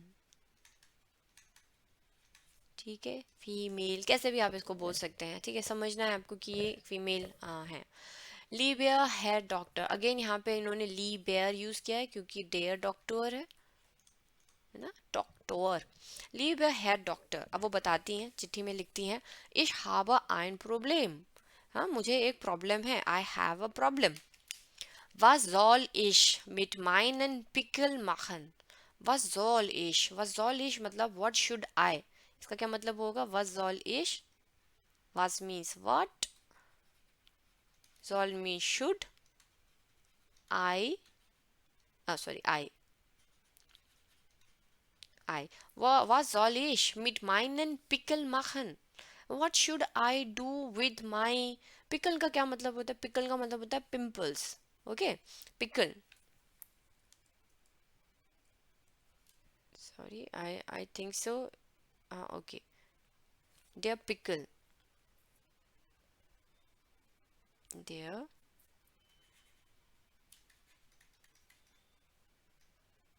CKEL एंड पिकल का मतलब होता है पिंपल। ओके, तो कह रहे हैं दे पिकल, मुझे जो है what should I do with my pickle, pickle pimples. अभी पिकल जैसे इंग्लिश वाला पिकल नहीं है, ये है पिकल मतलब पिंपल्स की जो मेरे को मुहासे हो गए हैं। What should I do with my pimples, मक्खन means to do, what should I do with my pimples. इश बिन 14, इश बिन 14 यानी कि मैं जो हूँ 14 साल की हूँ। Ich bin 14, meine Freundinnen sagen, मेरी फ्रेंड्स बोलती हैं, meine Freundinnen, मेरी फ्रेंड्स जो कि गर्ल फ्रेंड्स हैं, not that girl friends, but क्योंकि जेंडर बेसिस ग्रामर होती है इसकी, इसीलिए यहाँ पे से लगेगा फ्रेंड, बट उनकी जो फ्रेंड्स हैं वो बोलती हैं sagen, ich bin sehr hübsch, मेरी फ्रेंड्स बोलती है मैं तो बहुत सुंदर हूँ, ich bin sehr hübsch, hübsch मतलब होता है ब्यूटीफुल, hübsch, hübsch, ह्यूप्श, ह्यूप्श है ना, ऐसा ही कुछ इसका प्रोनाउंसिएशन होगा, ह्यूप्श। ich bin sehr hübsch, मेरी तो फ्रेंड्स बोलती हैं कि मैं बहुत सुंदर हूँ। aber but but ich finde meine Pickeln einfach schrecklich। aber but बच्चे मेरी फ्रेंड्स बोलती रहती है मैं बहुत सुंदर हूँ। aber मीन्स होता है बट। ich finde वो खुद क्या फाइंड करती हैं अपने बारे में। aber ich finde meine Pickel einfach schrecklich। वह आई फाइंड, einfach मतलब होता है सिंपली, सिंपली मुझको जो अपने पिंपल्स हैं वो बहुत ही गंदे लगते हैं। श्रेकलिश, अगेन श्लिम, श्रेकलिश, ये एक ही टाइप के वर्ड्स हैं जिसमें मतलब होता है वेरी बैड, मुझे घिनास्टिक लगते हैं, जैसे हम हिंदी में बोलते हैं घिनास्टिक चीज़ें लगती हैं मुझको, मेरा आता है तो मैं तो परेशान हो जाती हूँ। Ich finde meine Pickel einfach schrecklich। Können Sie mir helfen? Können Sie mir helfen? बहुत अच्छा सेंटेंस है, इसको आप अच्छे से पढ़ सकते हैं। Können Sie mir helfen? Können Sie mir helfen? Können Sie mir helfen? क्या आप मेरी मदद कर सकते हैं? Can you help me? Can you help me? ये इतने अच्छे अच्छे छोटे छोटे सेंटेंसेस हैं ना कि आप इनको रट भी सकते हैं, मैं तो कह रही हूँ। Was soll ich tun? मैं क्या करूँ? Was soll ich machen? है ना, ich habe ein Problem, कितना अच्छा अच्छा सेंटेंस है, छोटे छोटे सेंटेंस जैसे हम इंग्लिश में पढ़ते हैं, ऐसे ही इन सारे सेंटेंसेस को भी आप एज इट इज पढ़ सकते हैं। या हट gesagt, उसने बोला, das ist Schulstress, ist das möglich, is it possible. ये तो छोटे छोटे सेंटेंसेस है ना कि आप इनको एग्जैक्टली ऐसे रट भी सकते हैं और अपनी जर्मन आप और इंक्रीज कर सकते हैं। आई फील सो हैप्पी कि अभी आप इस स्टेज में छोटे छोटे सेंटेंसेस पढ़ रहे हैं, आगे जाके और बढ़ेंगे, मगर अगर आप इनको अभी पढ़ लेते हैं, अच्छे से याद कर लेते तो आपको बहुत मज़ा आएगा, है ना। können Sie mir helfen, can you help me, und साथ में और क्या बोलती हैं, und einen Rat geben, und einen Rat geben, और साथ में मुझको एक einen Rat geben यानी कि मुझको जो है आप सलाह भी दीजिए। der Rat, der Rat यानी कि एडवाइस, सलाह, आई डोंट नो सी वाला होगा कि एस वाला होगा, आप प्लीज़ चेक कर लीजिएगा, एडवाइस, बट यहाँ पे होता है सलाह देना, सलाह देना। जर्मन में इसके लिए जो एक कहावत है वो कहते हैं डेन राट गेबन, डेन राट गेबन, ठीक है। राट हमारा जो है यहाँ पे नाउन है, गेबन हमारा यहाँ पे वर्ब है, तो इसीलिए बोला गया है आइनन राट गेबन। जैसे हिंदी में क्या बोलते हैं, सलाह देना, ये वर्ड हमेशा साथ में बोलेंगे, सलाह, सलाह जब भी हम बोलेंगे तो हम बोलेंगे आगे क्या, सलाह दो या सलाह दीजिए, सलाह देना। तो इसीलिए इसी तरीके से जर्मन में भी हमेशा बोलता है डेन राट गेबन, सलाह देना, गेबन मतलब होता है टू गिव, राइट। डेन राट गेबन इसीलिए सेंटेंस में कैसे यूज हुआ है, उन आइनन राट गेबन, क्या आप मुझे हेल्प कर सकते हैं, क्या आप मुझे एक सलाह दे सकते हैं कि मैं इस पिंपल का क्या करूं, है ना, इस पिंपल का मैं क्या करूं। तो यही चिट्ठी अगेन काठिया जो है एक लड़की है, 14 साल की लड़की है, वो उन्होंने अपने ये ब्रीफ लिखी है डॉक्टर को, डॉक्टर बेंडर को, ठीक है। ये हमारी होगी दूसरी चिट्ठी। तीसरी चिट्ठी जो है वो है हमारी नंबर द्राय, इसको इसी में कर लेते हैं, आई हाँ इसको हम इसी में कर लेते हैं, सॉरी। तो नंबर द्राय में अब वो बोलते हैं, अब ये लिखने वाली हैं Karl Mayar, Karl Mayar, Karl I think so ये एक मेल है, कार्ल, ठीक है, लड़के हैं कार्ल मायर, माइंस से, माइंस भी एक शहर है जर्मन का, जैसे म्यूनिक और बॉन है, तो वहां से ये चिट्ठी लिखते हैं और बोलते हैं लीबर डॉक्टर बेंडर जाइट आइनम मोनाट। अब देखिए इन्होंने अगेन जाइट आइनम मोनाट लिखा है यहाँ पे, मतलब कि एक समय से, कितने से, एक महीने से, एक समय है एक महीने से, यहाँ से ये एक पॉइंट ऑफ टाइम बताया जाता है, 1 मंथ, 1 मंथ से जो है इनको ये प्रॉब्लम हो रही है। अब क्या प्रॉब्लम हो रही है हम देख लेते हैं। जाइट आइनम मोनाट, मोनाट मीन्स मंथ, ओके। जाइट आइनम मोनाट habe ich regelmäßig Kopfschmerzen, regularly, रीगल मेसिश रेगुलरली, देखिए सारे वर्ड्स एक जैसे ही हैं, है ना। पहले भी हमने रीगल मेसिश बॉक्स में पढ़ा, अभी हमने पढ़ा रीगल मेसिश कॉप्श में, उसको सर दर्द रहता है इस आदमी को, राइट। कार्ल मायर को जो है एक महीने से हमेशा सर दर्द रहता है, हमेशा, यानी रीगल मेसिश। अब कब कब रहता है वो बताते हैं, मॉर्गन्स सुबह रहता है, नख मिटाग्स दिन में रहता है, नख मिटाग मतलब होता है दिन में, उन आबेंड्स, आबेंड्स होता है शाम में, शाम में। तो सुबह रहता है इनको, दिन में रहता है दर्द सर में, और शाम में भी रहता है। सिर्फ नक्स छोड़ दिया है, नक्स अगर मैं आपको नक्स लिखूं यहाँ पे, नक्त कैसा होता है, डी नक्त, डी नक्त यानी कि रात, रात को क्या बोलते हैं, रात, नाइट, ठीक है। नक्स अगर मैं कहती ना तो नक्स मतलब होता है रात में, नक्स रात में। तो इनको 3 पहर तो होता है, जैसे हिंदी में बोलते हैं कि चारों पहर मुझको दर्द रहता है ना। तो इनको 3 पहर रहता है काल को, मॉर्गन्स नाक मिटाक्स और आबेंड्स, उनको हमेशा सर में दर्द रहता है। फिर वो क्या बोलते हैं, इश कान मिश निश्ट मेयर कॉन्सेंट्रियरन, इश कान मिश निश्ट मेयर कॉन्सेंट्रियरन, ये वर्ब है हमारा, वर्ब ऑलरेडी लिखा हुआ है मैंने, जिश कॉन्सेंट्रियरन, आधा था पढ़ेंगे, कौन जेन ट्रियरन, ट्रियरन, यहाँ पे ए है ना बीच में, कॉन्सेंट्रियरन, टू कॉन्सेंट्रेट। इश कान मिश, अब क्योंकि हमने यहाँ पे जिश यूज किया है, तो जब हम लोग इश यूज करते हैं तो शब्द में आ जाता है मिश, मैं जो हूँ कॉन्सेंट्रेट नहीं कर पाती हूँ। इश कान आई कैन, कनन से आया है, ये आपको पता है, हम पढ़ चुके हैं, इश कान मीन्स आई कैन, ये देखिए यहाँ पे आपका सारा रिवीजन हो रहा है।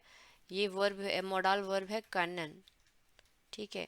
आई कैन, यहाँ पे अभी हमने जॉल भी देखा था, ये जॉल, जॉल जॉल जो है आया है वह जॉल इश, तो ये हो जाएगा हमारा इश जॉल। आई शुड, आई शुड ये आया हमारा जॉलन से, ठीक है। ये सारे के सारे क्या हैं, मोडाल वर्ब्स हैं, ओके। तो back to that sentence, ich kann mich nicht mehr konzentrieren। nicht mehr मतलब कि मैं अब और ज़्यादा जो है कॉन्सेंट्रेट नहीं कर पाती हूँ, इतना सर दर्द हो जाता है, कुछ चीज़ नहीं कर पाती हूँ, है ना। इस तरीके का उसका मतलब है कहने का। इन डेयर नख्त, कानिश, अच्छा अभी नख्त के बारे में उन्होंने बताया है यहाँ पे। इन डेयर नख्त, और रात में क्या परेशानी होती है, इन डेयर नख्त कान इश nicht gut schlafen। nicht gut schlafen यानी कि I can not sleep good. nicht gut schlafen, schlafen मतलब होता है, क्या होता है, schlafen का मतलब होता है सोना, schlafen टू स्लीप। अब वो बता भी रही है इन डेयर नख्त यानी कि रात में, इन डेयर नख्त रात में मैं अच्छे से, I can not sleep good मतलब जैसे कहते हैं ना साउंड स्लीप लेना, अच्छे से सो जाना। सर में दर्द हो रहा है तो कैसे नींद आएगी, है ना। तो उनको रात में नींद नहीं आती है। वो भी यही बोलती है वज ऑल इश टून, वज ऑल इश टून मैं क्या करूं, व्हाट शुड आई डू। वज ऑल इश टून का क्या मतलब होगा, व्हाट शुड आई डू। बहुत अच्छा सेंटेंस है, एज इट इज इसको रटा जा सकता है। व्हाट शुड आई डू, मैं क्या करूं, इतनी सुंदर हूँ मैं क्या करूँ, है ना। वो हमेशा वो बोलती हैं गाने में, आपने सुना होगा वॉज वॉलिश टून, है ना। तो आप इस गाने को जब जब सुनेंगे तो आप इसको ऐसे साथ में बोल सकते हैं, वॉज वॉलिश टून व्हाट शुड आई डू, मैं इतनी सुंदर हूँ मैं क्या करूँ, है ना। Okay, jokes apart. तो ये चीज़ें देखिए, आपके अपने आप भी एकदम यंग हैं और आप गाने सुनते होंगे तो आपको कुछ कुछ चीज़ों से रिलेट कर सकते हैं। जब नेक्स्ट टाइम आप ये गाना सुनेंगे ना तो आपको ये याद आ जाएगा वाज ऑल टून। ओके, तो ये थे हमारे 3 ब्रीफ। ये हमने पढ़े जो चिट्ठियां हैं लोगों के द्वारा लिखी गई हैं, किसको, डॉक्टर बेंडर को। अब डॉक्टर बेंडर, नेक्स्ट स्लाइड में यहाँ पे डॉक्टर बेंडर जो है आप 3 आंसर्स लिख के भेज रहे हैं। तो ये देखिए, ये तो हमने बहुत स्लो एंड अच्छे से पढ़ रहे हैं, मगर जब आप एग्जाम में इसको पढ़ेंगे तो आपको इसको बहुत तेज़ी से पढ़ना होगा, है ना। हद से हद आपको 15 मिनट या 20 मिनट का टाइम, आई डोंट नो आपके इसमें कितना टाइम अलॉकेट है। अगर आपको ये 15 मिनट्स भी दिया जाए, लेट सपोज इस एक्सरसाइज को कंप्लीट करने के लिए, you have to be really fast. Okay, अब फास्ट कैसे बनेंगे, सबसे पहले तो जैसे आप देख रहे हैं कितनी वोकेबलरी, छोटे से पैसेज से कितना वोकेबलरी निकल रहा है, वोकेबलरी आप अपना इंक्रीज कीजिए। इस तरीके के एक्सरसाइज को इंक्लूड करने का मतलब ये है कि आपको ज़्यादा से ज़्यादा वोकेबलरी पढ़नी है, ठीक है। अब इस तरीके के जब लेसन आता है तो उसमें ग्रामर कहीं मायने नहीं रखता है कि डायनम है कि डिज़म है कि क्या है ना। एंडिंग हम लोग नहीं मिलाते इतना, हमको क्या समझना है, वर्ड, वर्ड समझ में आ गया तो कॉन्टेक्स्ट का समझ, कॉन्टेक्स्ट समझ में आ जाएगा हमको, राइट। ये कंप्लीट, अगर आप ये वीडियो देख लेंगे ना तो आपको आई एम 100% श्योर बुक देखने की ज़रूरत नहीं पड़ेगी। ओके, इसके आंसर्स भी देख लेते हैं कि अब डॉक्टर बेंडर जो है उन्होंने क्या आंसर्स भेजे, फिर हमको इनको मैच करवाना है, राइट। तो सबसे पहले नंबर आ है vielleicht arbeiten sie zu viel। vielleicht perhaps, शायद, vielleicht मीन्स होता है परहैप्स, यहाँ पे लिख दूँ vielleicht यानी कि शायद, या इंग्लिश में हम कहते हैं perhaps. arbeiten sie zu viel, zu means होता है too, too much, zu viel यानी टू मच। डॉक्टर बोल रहे हैं मुझे लग रहा है ना कि आप शायद काम बहुत ज़्यादा कर रहे हैं, okay. Was Sie brauchen, what you need, was means what you need is Urlaub, what you need is a holiday। उर्लॉब, उर्लॉब का क्या मतलब होता है, उर्लॉब का मतलब होता है छुट्टी, हॉलीडे, वेकेशन, छुट्टी, छुट्टी छुट्टी छुट्टी, है ना। तो ये छुट्टी चाहिए इनको, और वो कह रहे हैं कि आप थोड़ी सी छुट्टी ले लो, छुट्टियों पे चले जाओ तो शायद ये जो आप बीमारी बता रहे हैं, क्या बीमारी आगे पढ़ेंगे तो शायद ये ठीक हो जाएगी, है ना। आजकल तो जैसे सबको ही मालदीव्स चले जाते हैं तो इनको भी बोलें डॉक्टर कि भाई मालदीव्स निकल जाओ और शायद आप में आपको जो प्रॉब्लम हो रही है शायद ये ना हो, है ना। फारन जी ein paar Tage weg, Faran जी ein paar Tage weg, Faran Faran का मतलब ये होता है टू, फारन का मतलब वैसे ड्राइव होता है, बट वो कह रहे हैं कि हाँ कुछ समय के लिए। ein paar Tage, ein paar Tage, ein paar Tage का मतलब होता है फ्यू, टाग मीन्स डेज ना, फ्यू डेज। वेग, वेग मतलब हम कैसे बोलते हैं, जैसे अगर अगर हम बोलें कि गे वेग, भाग जाए यहाँ से, वेग निकल जाओ, मेरे को दिखना नहीं चाहिए, गे वेग, है ना। कई बार हम ऐसे जर्मन में बोलते हैं गे वेग। तो यहाँ पे ये है मतलब कहने का डॉक्टर का कि कुछ दिनों के लिए जो है तुम कहीं चले जाओ, दिखो मत, है ना। जी müssen viel spazieren gehen, जी müssen आपको, जी अब यहाँ पे ये जो है höflich है, राइट, फॉर्मल है। जी müssen, you must viel spazieren gehen, viel spazieren gehen। अब ये वर्ड क्या है, spazieren, spazieren का मतलब होता है टू वॉक। कहाँ मैंने लिखा, हाँ spazieren, यहाँ पे हमारे वर्ब्स हैं सारे, ठीक है। spazieren हमेशा गेहन के साथ लगाया जाता है, तो ये बनता है spazieren गेहन, यानी कि घूमने जाना। हिंदी में कैसे बोलते हैं, घूमने जाना, साथ में हम भी लगाते हैं जाना। कहाँ जा रही हो मम्मी, मैं घूमने जा रही हूँ, है ना, spazieren gehen। तो यहाँ पे वो बोल रहे हैं जी müssen means you must feel, so you have to walk और you have to walk much, right. आपको बहुत ज़्यादा जो है घूमने की ज़रूरत है। अब वो नसीहत दे रहे हैं, यहाँ पे क्या दे रहे हैं, देखिए एडवाइस दे रहे हैं उनको, राइट, कि तुमको जो है बहुत ज़्यादा घूमने की ज़रूरत है। राउखन जी वेनिगर, अब यहाँ पर ये अब सब इंस्ट्रक्शन चल रही हैं, सब के सब इम्पेरेटिव में ही हमारे चल रहे हैं। फारन जी घूमिए, जी müssen viel spazieren gehen, ज़्यादा से ज़्यादा घूमिए। राउखन जी वेनिगर, हाँ कम फूकिए। राउखन जी वेनिगर यानी कि कम स्मोकिंग कीजिए। कई लोग दिन रात बस स्मोकिंग ही करते रहते हैं, राइट, तो सेहत कैसे बनेगी। तो वहां पर भी इंस्ट्रक्शन इनको दिया है, राउखन जी वेनिगर, वेनिग मतलब होता है कम, कम। राउखन यहाँ पे हाँ, राउखन हमारा वर्ब है जिसका मतलब होता है स्मोक, जैसे कि cigarette smoking, cigarette smoking, right. तो डॉक्टर तो यही सब नसीहत देते हैं, कॉफ़ी कम पीजिए, और साथ में बोल भी रहे हैं उन ट्रिंकन जी काइनन काफ़ी या अल्कोहल कम लीजिए, है ना। तो इसी तरीके की नसीहत डॉक्टर देते हैं, तो उनको भी यही बोल रहे हैं, राउखन जी वेनिगर, कम सिगरेट पीजिए, ऊंट ये कम स्मोक कीजिए आप जो भी पीते हैं, und trinken Sie keinen Kaffee, अब बोल रहे हैं कॉफी भी मत लीजिए, trinken Sie keinen Kaffee बिटे, है ना, कॉफी भी मत लीजिए। und nehmen Sie keine Tabletten, और लास्ट में बोल ही दिया कि nehmen Sie keine Tabletten, nehmen Sie यानी कि कोई टैबलेट्स भी मत लीजिए, यानी कि आपको दवाइयाँ भी नहीं लेनी है। Das hilft sowieso nichts, यानी कि das hilft sowieso nichts, इसका मतलब पिछले वाले सेंटेंस से है कि अगर आप टैबलेट्स लेंगे तो कोई फर्क नहीं पड़ने का। Das hilft sowieso nichts, इसको ऐसे बोलना है sowieso, sowieso,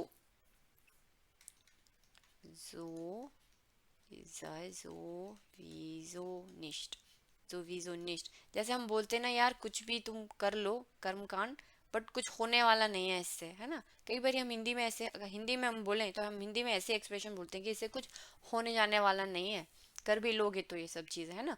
तो वही डॉक्टर बोल रहा है कि ये सब करो, कॉफ़ी छोड़ दो, स्मोकिंग छोड़ दो, कुछ दिनों के लिए हॉलीडे पे निकल जाओ, और नेमन से काइना टैबलेटन, टैबलेटन तो बिल्कुल बंद कर दो, क्योंकि इनसे इन टैबलेट से तो कुछ होने वाला है नहीं। दास हिल्ट, दास यहाँ पे जो पॉइंट कर रहा है ना, इंडिकेट कर रहा है, वो हमारा पिछले सेंटेंस को इंडिकेट कर रहा है कि टैबलेट्स लेते रहोगे तो इससे वैसे भी कुछ होने से रहा, राइट। ये सेंटेंस का मतलब है दास हिल्ट सोविजो निश्ट। ओके, तो ये हमारा पहला एंटवर्ड जो है डॉक्टर ने लिखा था। तो अब आप थोड़ा सा आइडिया लगा सकते होंगे। चलिए इसके बाद हम अगली स्क्रीन पे सबको मिलाएंगे, ओके, और हम समझेंगे कि ये किस चीज़ के लिए कहा जा रहा है।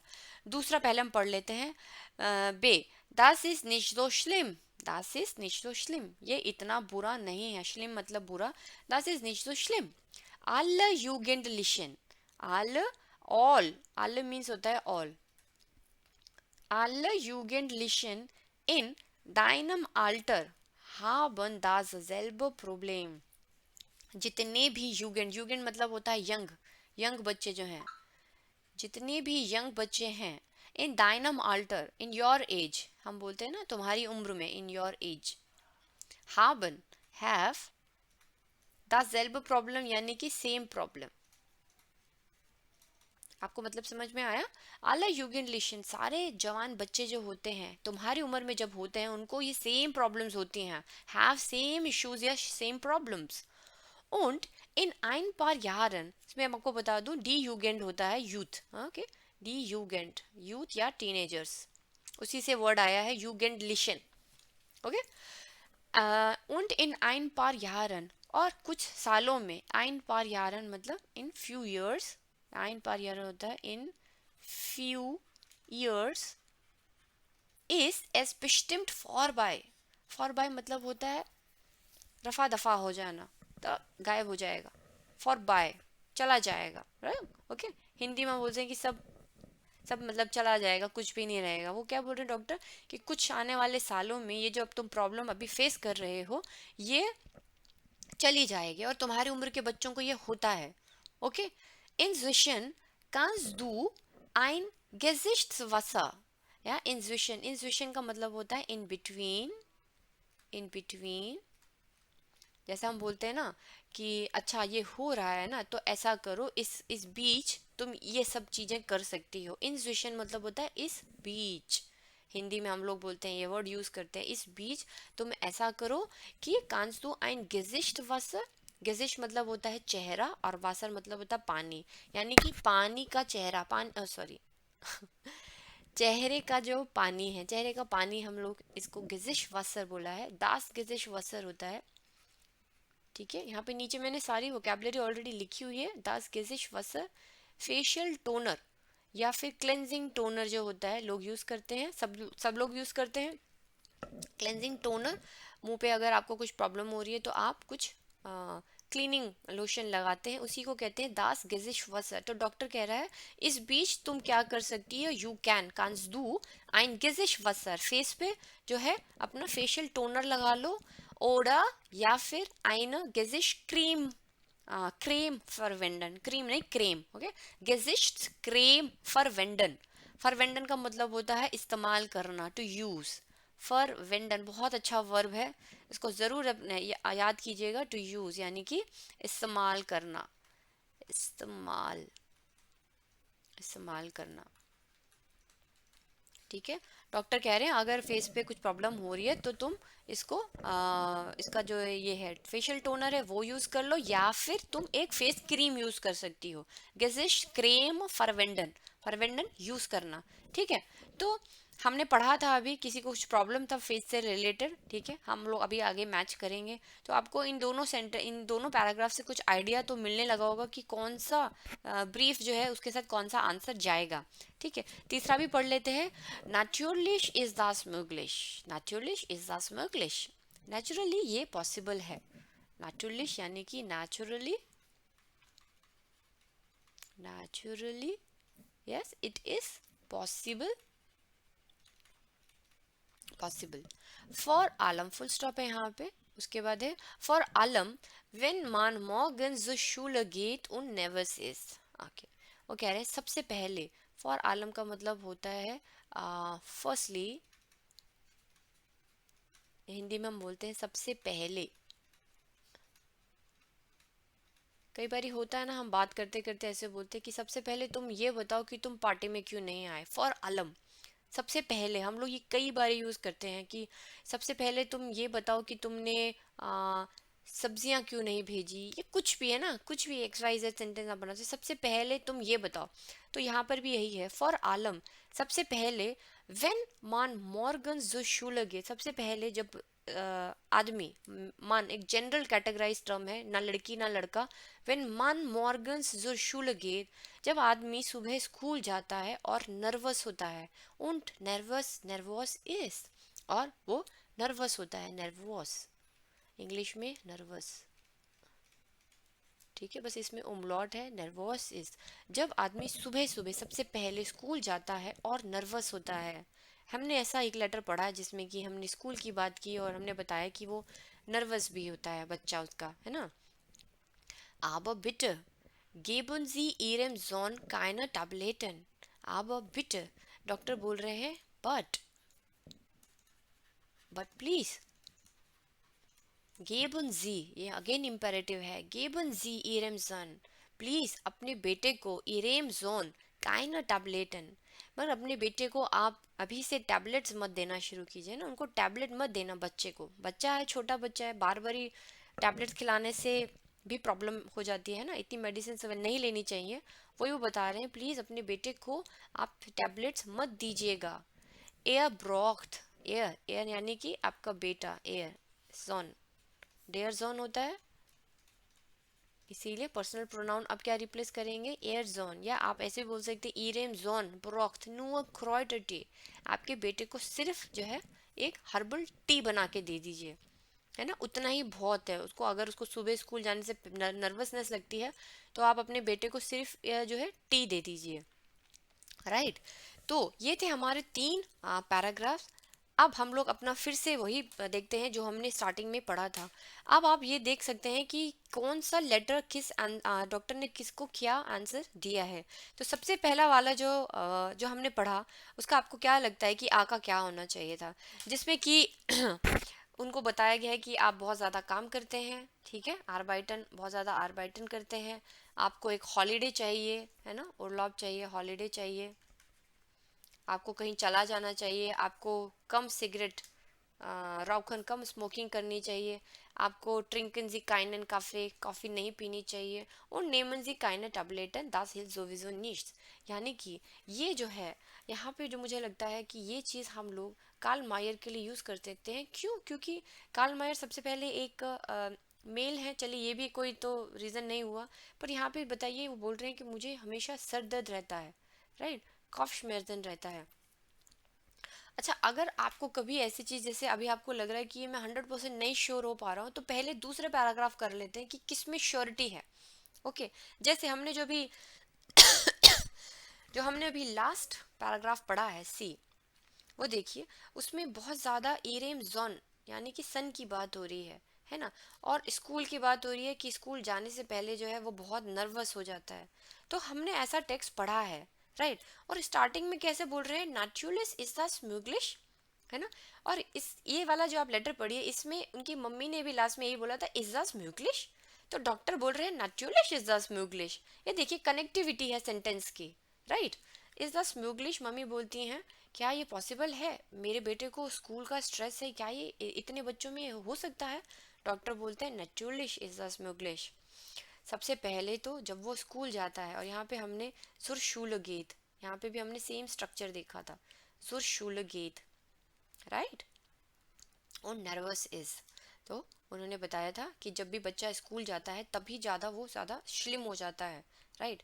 वो से जो उसको जो परेशानी है, बॉक्समेर्जन उसको था, यहाँ पे बॉक्समेर्जन, थोड़ा रिकलेक्ट करते हैं, बॉक्समेर्जन उसको था, वो जो था बहुत ही स्लिम हो जाता है, बहुत और बुरा हो जाता है।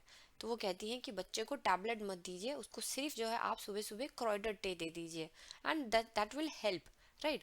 तो आई एम 100% श्योर कि जो सी है उसका जो आंसर है वो हो जाएगा 1, यानी कि ये जो है हमारा हो जाएगा नंबर 1। यहाँ पे हम लोग सी लिख सकते हैं बेधड़ाक से, क्योंकि ये काफ़ी ज़्यादा इसका कॉन्टेक्स्ट मिलता जुलता है ना। फर्स्ट वाले का आई एम नॉट श्योर, तो हम लोग जैसे जैसे पढ़ेंगे उसको हम पता चल जाएगा। जब 3 में से 2 हो जाएंगे तो ऑटोमेटिकली थर्ड वाला उसको चला जाएगा। समहाउ लग रहा है, बट अगर आप 100% श्योर नहीं है तो पहले आप बाकी सारे जो आपको अच्छे से क्लियर लग रहे हैं 100%, वो आप सॉल्व कर लेना, ठीक है। फिर दूसरे वाले में यहाँ पे क्या लिखती हैं बी में, दास दास इज निश सो स्लिम आल युगेंडलिशन में था। हाँ देखिए, युगेंडलिशन से मुझे पढ़ के याद आया कि यहाँ पे कोई बहुत ही जवान बच्चे के बारे में बात हो रही है, और यहाँ पे इसने ऑलरेडी लिखा है इश बिन फियत सेन युगेंड, यानी कि किशोरावस्था जिसे कहते हैं, अडोलेसेंस। वो जो है एक यंग बच्चा है, इसीलिए अब यहाँ पे काटिया है, हमने बताया था कि ये एक फीमेल है, गर्ल है, राइट, फीमेल कहना गलत होगा, गर्ल है, ठीक है, 14 ईयर्स की हैं, और उनको एक पिंपल भी है, pickle, right, remember pickle, pimple, ठीक है। तो डॉक्टर क्या बोलते हैं कि alle Jugendlichen in deinem Alter haben das selbe Problem। तुम्हारी उम्र में ना, जिस अवस्था में तुम हो इस समय में सबको ये प्रॉब्लम होती है। das selbe, das selbe का मतलब क्या होता है, सेम, सबको सेम प्रॉब्लम होती है ना। इस एज में जो बच्चे होते हैं उनको पिंपल्स आना, ये सब चीज़ बहुत कॉमन होता है। und in ein paar Jahren, और जैसे जैसे आप समय बढ़ेगा, इन ein paar Jahren, आने वाले 2-3 सालों में ये हवा हो जाएगा, ये उड़ जाएगा, मतलब ये चला जाएगा, ये बीमारी आपको दिखेगी नहीं। inzwischen in between kannst du ein Gesichtswasser, तो उनको अब उनको रेमेडी बता रहे हैं कि तुम फेशियल टोनर यूज़ कर लो या फिर कोई फेस की क्रीम यूज़ कर लो। तो यहाँ से हमें एग्जैक्ट पता चलता है कि ये प्रॉब्लम जो है कार्डियाजाइट्स की है, यानी कि ये जो हमारा बी टेक्स्ट है वो आपका नंबर 2 वाली चिट्ठी को जाता है, राइट। तो यहाँ पे हमारा हो जाएगा बी। ओके, तो ऑटोमेटिकली जो हमारा थर्ड है वो हो जाएगा ए। अब आप इसको एक बार दोबारा पढ़ लीजिए कॉन्टेक्स्ट को, तो आपको समझ में आ जाएगा कि हाँ, उनको सर दर्द रहता है सुबह शाम, दिन सुबह शाम और आबंड्स में, शाम में, सॉरी, सुबह दिन और शाम में जो है उनको सर दर्द रहता है। सर दर्द रहता है तो कई लोग क्या करते हैं, दर्द को कम करने के लिए सिगरेट पी लेते हैं या फिर कॉफ़ी पे कॉफ़ी टकाटक पीते जाते हैं, है ना। तो वो ना करके डॉक्टर उनको कह रहा है कि आप छुट्टी ले लो, कहीं चले जाओ कुछ दिनों के लिए, है ना। सिगरेट कम पीजिए और कॉफ़ी कम पीजिए और टैबलेट्स बिल्कुल मत लेना, ठीक है। तो इस तरीके की बीमारी के लिए ये सजेशन डॉक्टर उनको देते हैं। तो हम 100% श्योर कि जो आ है वो हमारा नंबर थर्ड ही है। ओके दोस्तों, तो ये था हमारा एक लेसन का। ये आपको भले थोड़ा लेंदी लगे मगर ये बहुत ही फ्रूटफुल है, बहुत ही हेल्पफुल होगा आपको। आप इसमें कितनी सारी वोकैबुलरी, सबसे पहले कितनी सारी वोकैबुलरी हमने इसमें समझी है और मैंने बहुत इन डिटेल आपको इसमें समझाया। अगर कोई प्रॉब्लम हो तो आप मुझे कमेंट सेक्शन पे ज़रूर पूछिएगा। Okay, I I think so that कि आपको बहुत ही हेल्प करेगा।